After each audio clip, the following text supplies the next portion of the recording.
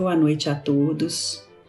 É com muita alegria que a gente vem apresentar mais uma vez o estudo do Evangelho, ainda de forma virtual, mas com muita alegria em nossos corações de estarmos conectando nesse momento não só uns aos outros em pensamento, mas a espiritualidade maior que nos orienta, que nos abençoa. Que Jesus possa chegar na casa de cada um, levando ali a paz, a saúde, o amparo. E nesse dia de hoje nós vamos ter um estudo muito especial. A gente vai ter um estudo com a nossa irmã Daniele, com a Dani, que vem falar para nós sobre o exemplo de Paulo de Tarso. Esse espírito que é realmente um exemplo de dedicação e fidelidade à obra do Cristo. Que possamos então aproveitar esses momentos com muita alegria, que possamos compartilhar com os nossos familiares, com os nossos amigos. Então eu convido a todos para compartilhar o vídeo, compartilhar o estudo, dar um like no nosso canal, se inscrever, faça seus comentários, para que a gente possa melhorar cada vez mais os nossos estudos e os nossos momentos. Que Jesus possa nos amparar, nos abençoar a todos e que tenhamos todos uma boa noite de estudo.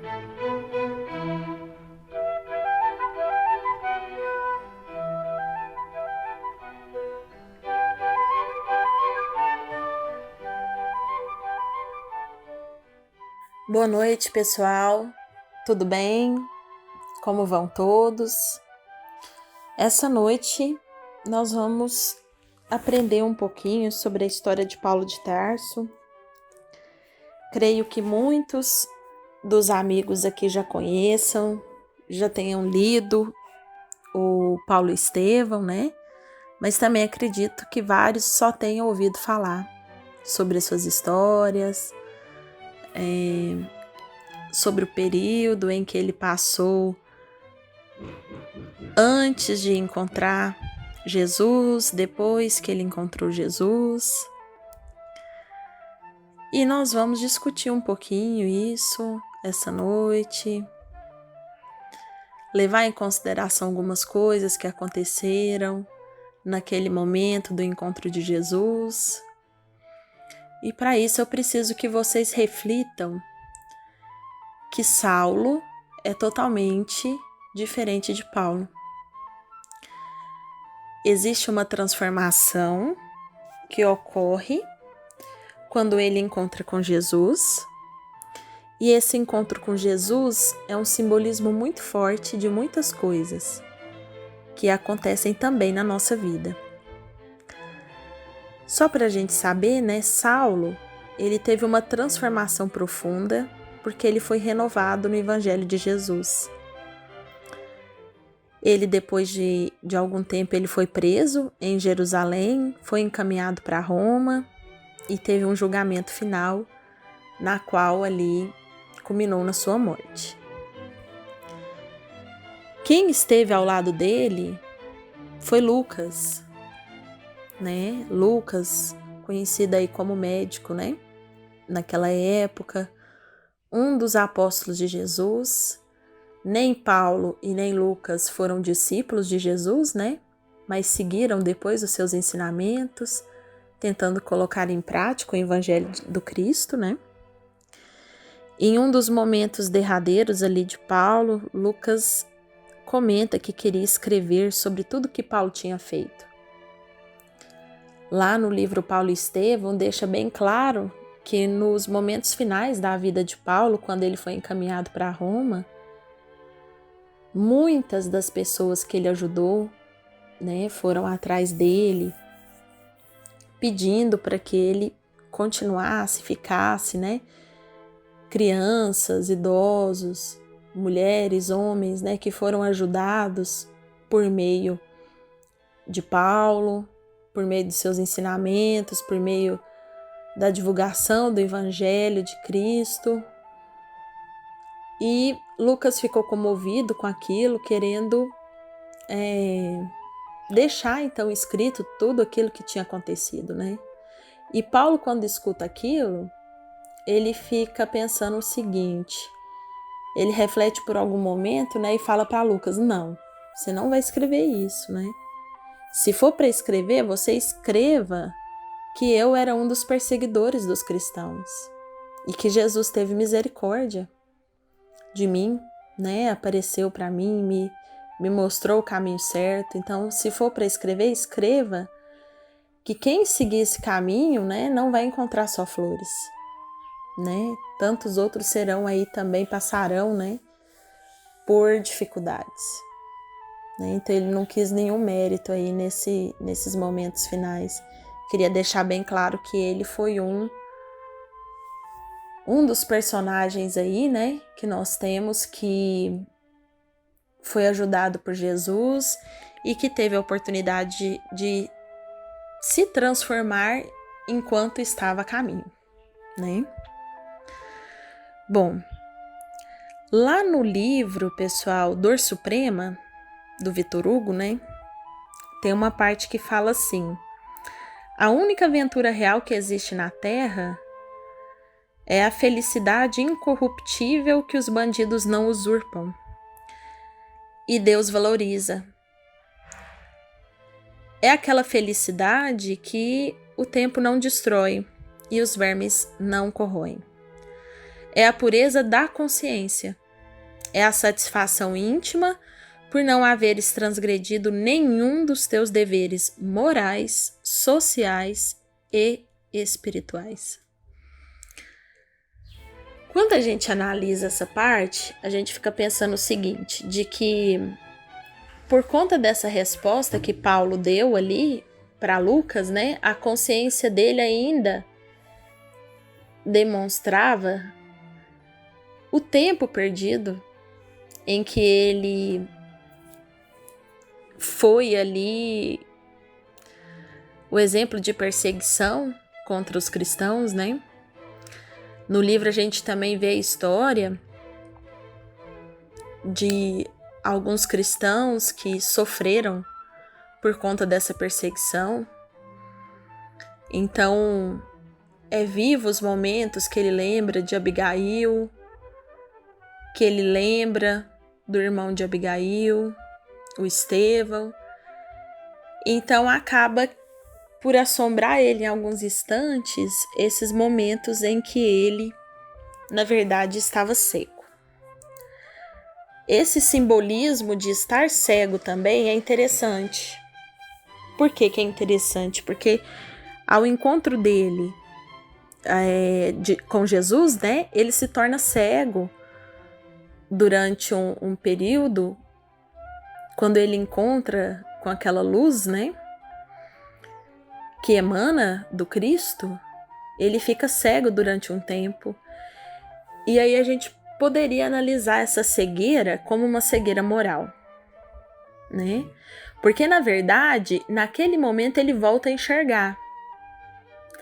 Nós poderíamos analisar dessa forma, que aquele momento onde há a cegueira do campo ali somático, do campo orgânico, na verdade, é uma volta da visão espiritual, né? Ou até mesmo o surgimento, né, da visão espiritual para Paulo. Uma outra parte aqui que é interessante a gente analisar, que eu trago aqui do livro Temas da Vida, Espíritos Diversos, né? Fala justamente aqui o seguinte, pessoal: o trabalho da evangelização, ele é gradativo, ele é paciente, ele é perseverante, e quem recebe na inteligência a gota de luz da revelação cristã, cada dia ou cada semana transforma-se no entendimento e na ação de maneira imperceptível, mostrando que esse trabalho de evangelização que Paulo começou então a criar e evangelizar, a gente pode deixar claro aqui que a gente evangeliza não só crianças, né? Nós evangelizamos também adultos, né? Ele é um processo gradativo. Ele é um processo que exige de nós paciência, perseverança, né? Então, exige disposição. E aí ele fala, quem recebe na inteligência a gota de luz da revelação cristã, cada dia ou cada semana transforma-se no entendimento e na ação de maneira imperceptível. Isso quer dizer que quando nós colocamos em nossa vida essa mudança, acaba que cada dia a gente faz um pouquinho e esse pouquinho nos ajuda a se tornar muito de maneira imperceptível, porque já está na nossa vida, se torna algo habitual. E é isso que aconteceu na vida de Paulo. A partir do momento que ele aceita a vinda de Jesus na vida dele, né? Isso se torna uma coisa tão normal a vida dele a partir daquele momento, que é quase de forma imperceptível tudo que ele já conseguiu fazer em nome aí do Evangelho de Cristo, né? Já não aparece mais como um fardo, né? Como uma dificuldade.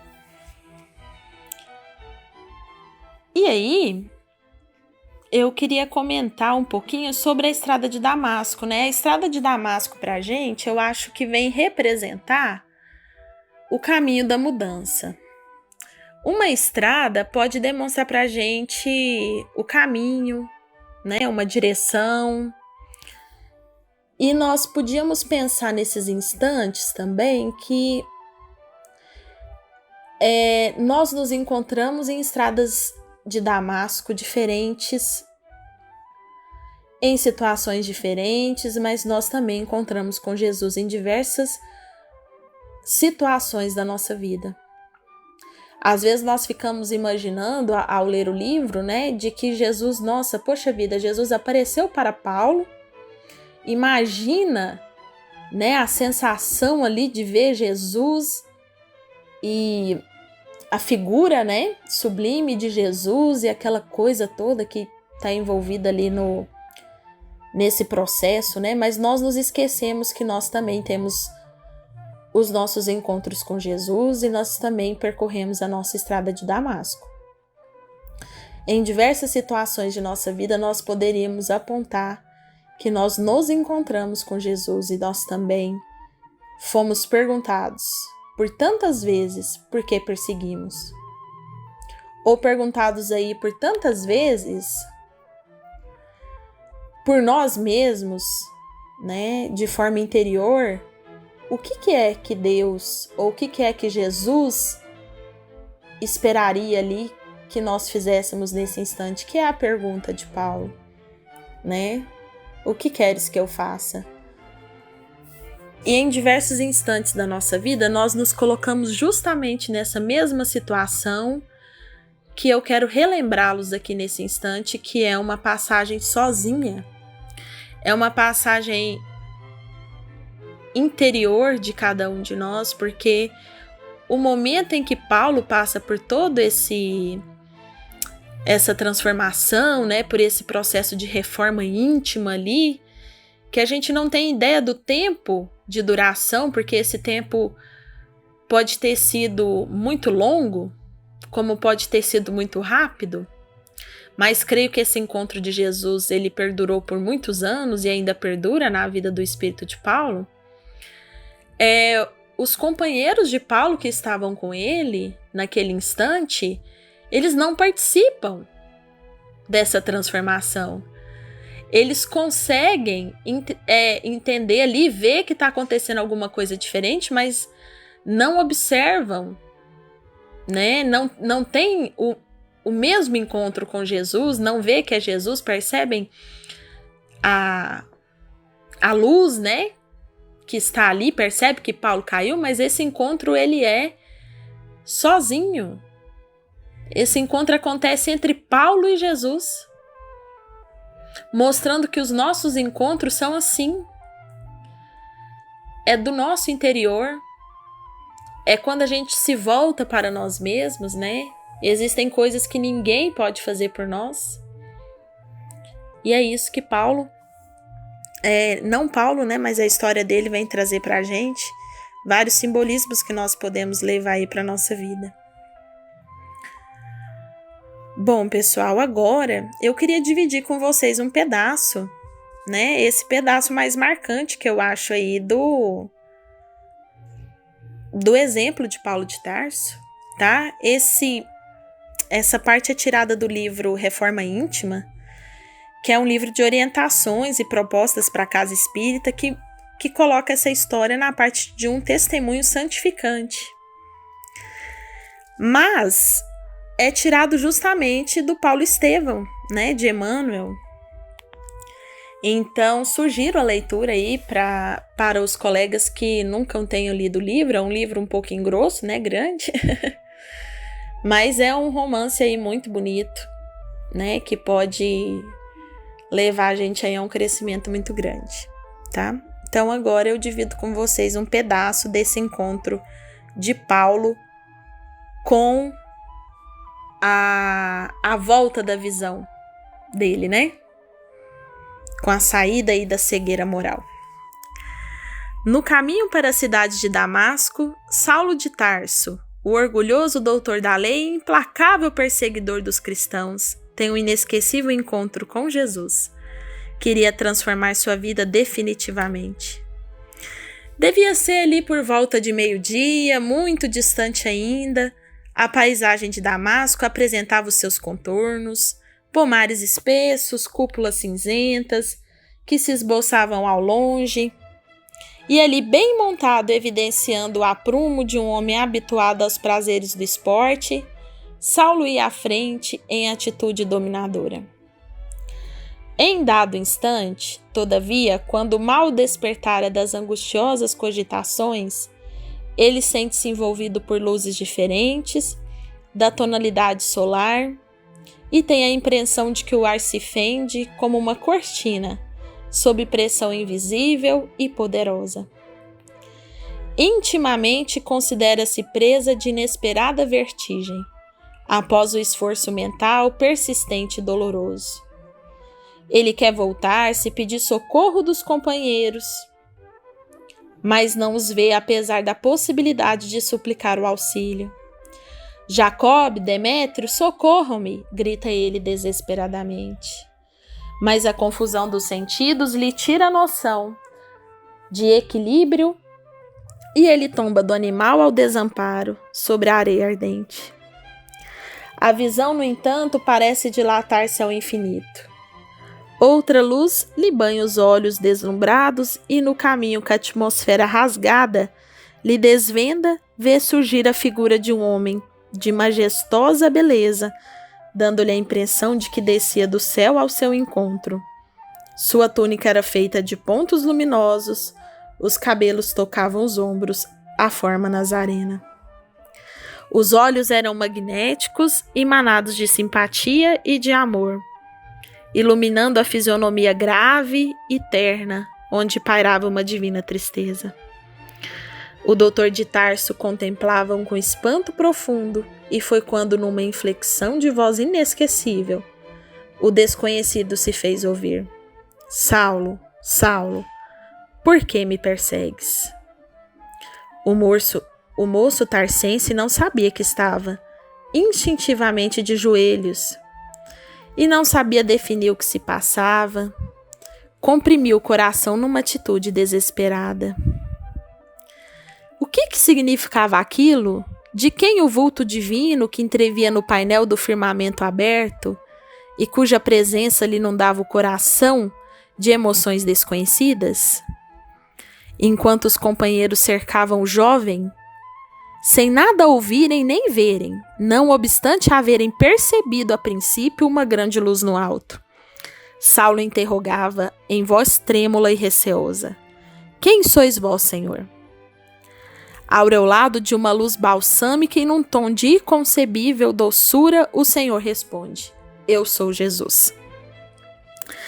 Então viu-se orgulhoso e inflexível doutor da lei curvar-se para o solo em pranto convulsivo. Dir-se-ia que o apaixonado rabino de Jerusalém fora ferido de morte, experimentando no momento a derrocada de todos os princípios que lhe conformavam o espírito e o nortearam até então na vida.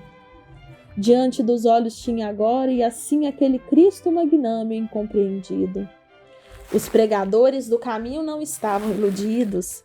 A palavra de Estevão era a verdade pura, a crença de Abigail era a senda real. Aquele era o Messias. A história maravilhosa da sua ressurreição não era um recurso lendário para fortificar as energias do povo. Sim, ele, Saulo, via-o ali no esplendor de suas glórias divinas. E que amor deveria animar-lhe o coração cheio de augusta misericórdia, para vir encontrá-lo nas estradas desertas a ele, Saulo, que se arvorava em perseguidor implacável dos discípulos mais fiéis. Na expressão de sinceridade de sua alma ardente, considerou tudo aquilo na fugacidade de 1 minuto.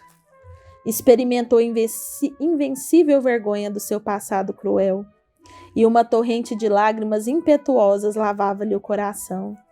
Quis falar, penitenciar-se, clamar suas infindas desilusões, protestar fidelidade e dedicação ao Messias de Nazaré. Mas a contrição sincera do espírito, arrependido, dilacerava-lhe e embargava-lhe a voz. Banhado em pranto como nunca lhe acontecera em vida, fez ali mesmo, sob o olhar assombrado dos companheiros, e ao calor escaldante do meio-dia, a sua primeira profissão de fé. Senhor, que queres que eu faça? Olá, pessoal. Hoje a gente vai fazer uma prece um pouquinho diferente, eu diria que especial. Dizem que quem canta, reza 2 vezes. Então eu convido você a rezar 2 vezes comigo e com Denis Soares. Vamos orar?